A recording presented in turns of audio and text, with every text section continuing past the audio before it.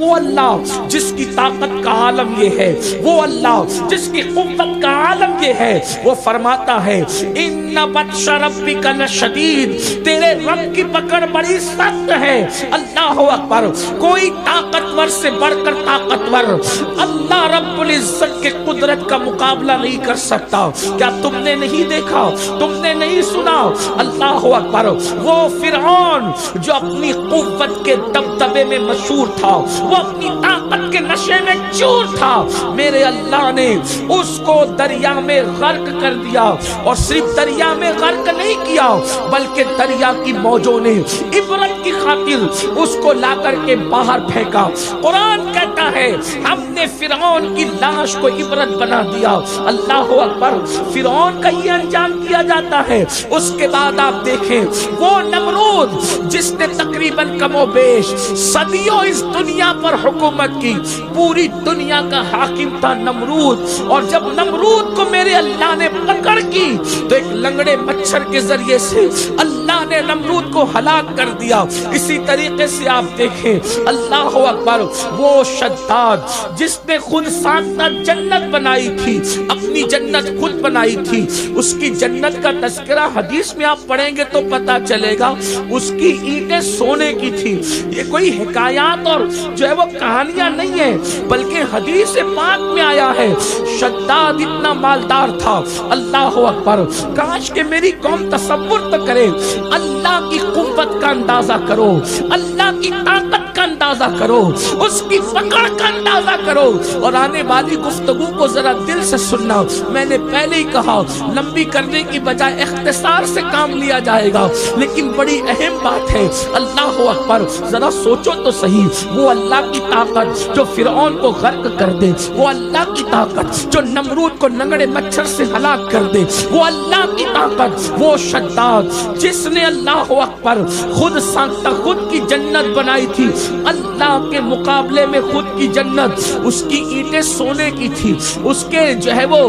کنکریاں جو جس کو وہ کہتے تھے وہ ہیرے جواہرات اور موتیوں کے، سچے موتیوں کے تھے۔ ہم نے تو وہ سچے موتی ابھی تک دیکھے بھی نہیں ہیں۔ اللہ اکبر، اس نے اپنی جو زمین اس کی خود ساختہ جنت کی زمین تھی وہ مشک اور عنبر کی بنائی تھی، یعنی جو چیزیں نبیوں سے ان کی روایتوں میں انبیاء کی زبانی جو جنت کے متعلق سنی گئی تھی، ہر وہ چیز اس نے اپنے انداز سے کرنے کی کوشش کی تھی۔ لیکن اللہ دنیا کے نشے میں ڈوبنے والے میرے بھائیوں، دولت کے نشے میں خدا کو بھولنے والوں، گناہوں کے شبستانوں کو سجانے والوں، خدا کے غضب کو چیلنج کرنے والوں، اللہ کی طاقت و قوت کو بھول کر کے اللہ اکبر اپنے نفسانی خواہشات کے اندر ڈوب کر زندگی گزارنے والوں، دیکھ لو قرآن و حدیث اٹھا کر کے خود کی بنائی ہوئی جنت جب برسوں تک کے جنت بناتا رہا اور پھر اس کی تزئین کاری کرتا رہا،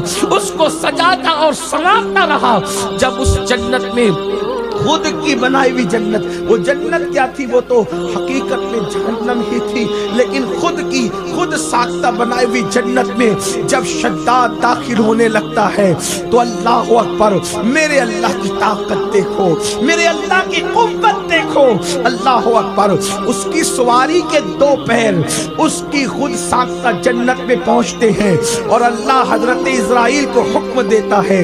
اس کی روح ابھی کے ابھی قبض کی جائے، کہ دو پیر سواری کے اس کے اندر ہے اور دو پیر باہر ہے، اور فرماتا ہے اس کی روح نکال دو کہ خود کی بنائی ہوئی خود ساختہ جنت کو بھی یہ دیکھ نہ سکے، تاکہ لوگوں کو اللہ کی طاقت کا اندازہ ہو جائے کہ خدا کی جنت تو دور کی بات ہے، اگر اللہ نہ چاہے تو انسان خود کی بنائی ہوئی جنت بھی نہیں دیکھ سکتا۔ یہ اللہ کی طاقت ہے، قوت ہے۔ اب وہ قوت والا خدا ارشاد فرما رہا ہے، وہ طاقت والا خدا ارشاد فرما رہا ہے، کچھ لوگوں کو میں جنگ کا چیلنج کرتا ہوں، کچھ لوگوں کو میں جنگ کا اعلان کرتا کرتا ہوں، اسی پر تو انسان کو لرز جانا چاہیے۔ اللہ اکبر، خدا جنگ کا چیلنج کر رہا ہے، خدا جنگ کا اعلان کر رہا ہے۔ اب کس کے ساتھ جنگ کا اعلان اللہ کر رہا ہے؟ 3 لوگوں کا تذکرہ کیا جاتا ہے جن کے ساتھ اور بھی روایتیں ہیں،